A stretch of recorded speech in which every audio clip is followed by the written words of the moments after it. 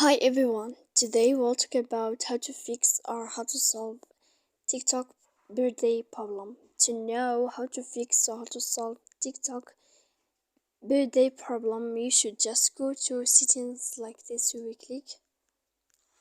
After that, in this page, you will go to apps, default apps, app settings. When you will see this list, you will go down to find the application of TikTok and you will enter. Then in this page, you should to go to force stop. When you will end this, you will enter to storage. After that, here you will click clear cache. Then you will go to click clear data. When you will end all this stuff, as you see, you can turn off your Wi-Fi. So please don't forget to support us by like and subscribe. See you next time in another video, and thank you for watching.